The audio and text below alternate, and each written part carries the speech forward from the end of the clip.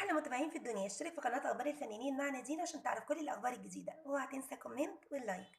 نادين الراسي تثير الجدل، شاهدوا كيف تناولت التبوله والجمهور يهاجمها، شو مقرفه.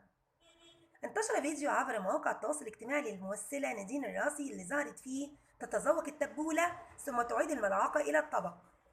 بالتفاصيل، قامت الفنانه نادين الراسي باخذ طبق من التبوله ممتلئ، وقامت بأخذ الملعقة بملئها بطريقة غريبة ووضعتها إلى فمها، وأخذت كمية ووضعت باقي الكمية المتبقية من فمها إلى الطبق مرة أخرى، مما عرضها للانتقاد وهجوم واسع. واعتبر البعض إنه من الغير اللائق إعادة الملعقة إلى الطبق، وتم انتقاد طريقتها وتصرفها.